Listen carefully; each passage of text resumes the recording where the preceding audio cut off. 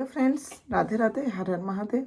मैं मीनाक्षी एक बार फिर से आपके सामने अपने अगले वीडियो के साथ प्रेजेंट हुई हूँ। तो चलिए शुरू होने से पहले फटाफट से बताइए आप सभी लोग कैसे हैं। I hope you are happy and healthy. तो चलिए इसी के साथ मैं आज का टॉपिक शेयर करती हूँ। जैसा कि पिछले कुछ वीडियोस में हम एडोलेसेंस पीरियड के बारे में बातें कर रहे हैं, एडोलेसेंस के बारे में बहुत सारी जानकारियाँ हमने ली। लास्ट कुछ वीडियोस से हम ये देख रहे हैं कि जो उनके अंदर इमेच्योर पैटर्न होते हैं जिससे उनका पर्सनल और सोशल एडजस्टमेंट्स अफेक्टेड होता है, तो ऐसे कुछ सर्टेन एरियाज़ में उनका जो है ये इमेच्योर पैटर्न्स देखने को खास मिलता है। तो बात हमने उनके इमेच्योर सोशल बिहेवियर पे की, फिर इमेच्योर सेक्सुअल बिहेवियर पे की। आज इस सेशन का जो टॉपिक है वो है immature moral behaviour in adolescents की। एडोलेसेंट्स में मॉरल बिहेवियर को लेके किस तरह की इमेच्योरिटी हम देख सकते हैं। तो ये बहुत ही रोचक जानकारी होने वाली है, इंफॉर्मेटिव होने वाली है। तो please I hope that will be remain in the session till then to get the whole information. So let us begin with the session. But शुरू करने से पहले एक बात और, अगर आपने मेरे चैनल को सब्सक्राइब नहीं किया अभी तक तो प्लीज़ जल्दी से करिए, जिससे आगे आने वाले हर वीडियो का आपको नोटिफिकेशन मिल सके और आप हर इंफॉर्मेशन का खूब अच्छे से फ़ायदा उठा सकें। तो चलिए इसी के साथ मैं सेशन को आगे बढ़ाती हूँ। मॉरल बिहेवियर या कि कह सकते हैं मैच्योर मॉरल बिहेवियर जो हम एडोलेसेंट्स में देखते हैं, तो in few areas is immaturity more hazardous to good personal and social adjustments than in that of morality। तो जैसे कुछ फ्यू एरियाज हैं वहाँ पे इमेच्योरिटी जो होती है वो कुछ ज़्यादा ही हैजार्डस होती है to good personal and social adjustments में then in that of morality. थोड़ा हम कह सकते हैं कम हैजार्डस होती है, बट हाँ इमेच्योर पैटर्न कहीं ना कहीं डिफिकल्टी ज़रूर पैदा करता है। Adolescents who establish unrealistically high standards of behavior for themselves feel guilty when their behavior falls short of these standards। तो जब भी कभी एडोलेसेंट्स कुछ अनरियलिस्टिक स्टैंडर्ड्स खुद के प्रति बना लेते हैं और किन्हीं कारणों से अगर वो उस स्टैंडर्ड्स के जो भी मापदंड है उसको पूरा नहीं कर पाते हैं, उस आधार पे नहीं चल पाते हैं, तो they always feel guilty about that. जबकि उस स्टैंडर्ड्स के मापदंड को अगर वो पूरा नहीं कर पाते हैं, तो अनरियलिस्टिक जो भी स्टैंडर्ड्स हैं वो बनाना मेरे हिसाब से ठीक नहीं होता है, जिससे कि आपको अगर वो पूरा नहीं कर पाए तो आपको कहीं ना कहीं नेगेटिव फीलिंग्स का सामना करना पड़ सकता है। Adolescents who set unreasonably high standards for others become disillusioned and quarrelsome when they fall below these standards। तो यही कारण, जब यही अनरियलिस्टिक या अनरीजनेबली हाई स्टैंडर्ड्स वो दूसरों के लिए भी बना देते हैं और किन्हीं कारणों से और नहीं वो स्टैंडर्ड्स को वो व्यक्ति पूरा कर पाता है, तो दे बिकम डिसइल्यूजन्ड एंड क्वारलसम। जो जब कोई भी उनके बनाए हुए स्टैंडर्ड्स को टच नहीं कर पाता है, उस आधार पे बिहेव नहीं कर पाता है, तो वो बहुत ही डिसइल्यूजन और क्वारलसम हो जाते हैं। That is not the correct thing, not correct morality। This can and often does lead to the breaking of emotional ties with family members and with peers। तो इस वजह से क्या होता है कि वो ऑफन ये चीज़ें उनका जो होता है उनके इमोशनल टाइज को ब्रेकअप करती है, उनके फैमिलीज के भी साथ, उनके पीयर्स के भी साथ। तो इमोशनल टाइज का ब्रेकडाउन हो सकता है इस कारण से। Social adjustments are also damaged by wilful defiance of rules and laws. तो अगर हम सोशल एडजस्टमेंट्स भी देखें तो वो भी डैमेज्ड होता है जब कोई भी विलफुल डेफियंस करता है, विलफुल रिजेक्शन करता है किसी भी रूल्स एंड लॉज का। Few adolescents are ignorant of the rules and laws by which they are expected to abide. Few adolescents को ये भी देखा गया है कि वो जो भी रूल्स एंड लॉज होते हैं उसके प्रति काफ़ी इग्नोरेंट होते हैं।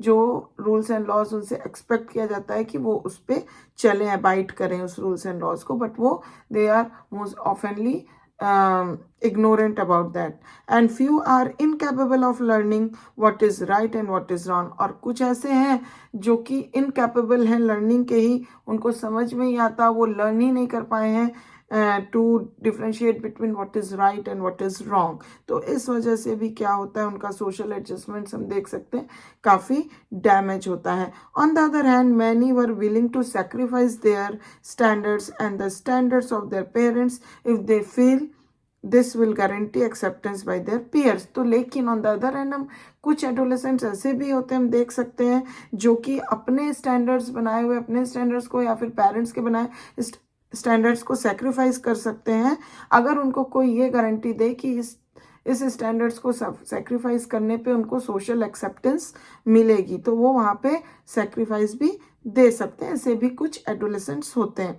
Many adolescents justified acts they know are wrong by claiming that everyone shoplifts, cheats or uses drugs. तो को बहुत सारे ऐसे भी एडोलेसेंट्स हैं जो गलत चीज़ों को जस्टिफाई करते हैं, कुछ ऐसे एक्ट्स को जस्टिफाई करते हैं जो एक्चुअली रॉन्ग है, और उसके लिए क्लेम करते हैं कि एवरीवन, ये टैग लगा देते हैं, मीन्स कि everyone is doing certain kind of these things like shoplifts, cheats or even uses drugs.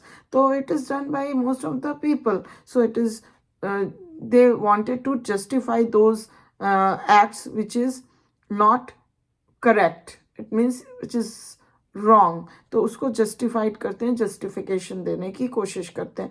Moral immaturity is also evident in juvenile delinquents from affluent families, as connected with the many adolescents who grow up in unfavorable environments that normally might produce antisocial attitudes and yet who are law abiding in their behavior. तो बहुत सारे immaturity, moral maturity हाँ evident उन लोगों में भी होती है, उन बच्चों में भी जिनके जो जुवेनाइल डेलिक्वेंट्स होते हैं, खास करके कुछ एफ्लुएंट फैमिलीज से जो जुवेनाइल डेलिक्वेंट्स बच्चे निकलते हैं, as contrasted with the many adolescents who grow up. ये लेकिन उससे बहुत कंट्रास्टेड होते हैं कुछ ऐसे एडोलेसेंट्स, मैनी एडोलेसेंट्स से जो कि ग्रोन अप होते हैं बहुत ही अनफेवरेबल इन्वायरमेंट्स में, दैट नॉर्मली माइट प्रोड्यूस, जो कि नॉर्मली प्रोड्यूस कर सकता है anti social attitude, and yet who are law abiding in their behaviour. और लेकिन फिर भी वो लॉ अबाइडिंग बिहेवियर अपने अंदर रखते हैं. They are insulated against delinquency in that they do not succumb. वो जो है इंसुलेटेड होते हैं अगेंस्ट डेलिक्वेंसी, कि वो स्कम ना करें, to the temptation to behave in an anti social way. और उनके अंदर एक टेम्पटेशन सा आता है to behave in a anti social way, regardless of how strong this temptations may be. इससे फर्क नहीं पड़ता है कि कितना स्ट्रॉन्ग उनका टेम्पटेशन है. Adolescents from affluent families, especially those in suburbia, adolescent जो कि बहुत ही एफ्लुएंट फैमिलीज से होते हैं और स्पेशली जो सब अर्बिया जगह से होते हैं, may behave in a morally immature way. वो बहुत ही इमेच्योर वे में बिहेव करते हैं morally, because they find it exciting to do so, क्योंकि उनको ये सब करने में बहुत ही एक्साइटमेंट फील होती है. It also gives them ego satisfaction. ये करके उनको अपना ईगो सेटिस्फेक्शन भी होता है to be able to get away, क्योंकि उनको लगता है भले मैंने ये सब चीज़ें किया है but I am from the effluent family, so I can get away from all these things with their criminal behaviour. जो भी वो क्रिमिनल बिहेवियर कर रहे हैं, दे माइट थिंकिंग कि ये सब चीज़ों से वो गेट अवे हो सकते हैं without being punished for it. मतलब मैं एफ्लुएंट फैमिली से हूँ तो मैं कोई भी क्रिमिनल बिहेवियर करूँगा but I get away from it and do not punished by that even when they are caught. मतलब अगर वो पकड़ा भी गए तो वो पनिश्ड नहीं होंगे. ये चीज़ें उनके मन में रहती हैं, दैट्स वाई वो है, उससे उनका ईगो सेटिस्फेक्शन होता है और वो इस तरीके के गलत behaviour, juvenile behaviour, juvenile delinquent behaviours वो करते हैं. तो इस तरह से हम देखें कि मॉरली इमेच्योर बिहेवियर बच्चे कैसे करते हैं, एडोलेसेंट्स कैसे करते हैं, किस प्रकार के मॉरली डिसरप्टेड बिहेवियर होते हैं जो उनके सोशल एडजस्टमेंट्स, पर्सनल एडजस्टमेंट्स को अफेक्ट करते हैं, उनके सोशल एक्सेप्टेंस को अफेक्ट करते हैं, जिसको कि करेक्ट होना is very very important. So I think कि आपको ये इन्फॉर्मेशन अच्छी लगी होगी. If you like it, please give a like. If you have any comment, any question, any query regarding any of the information, please comment it to the comment box. And thank you very much for watching this video till the end. Still, if you haven't subscribed my channel, please subscribe it. I will come back soon with my next wonderful session for you. Till then, please take good care of yourself. Bye bye.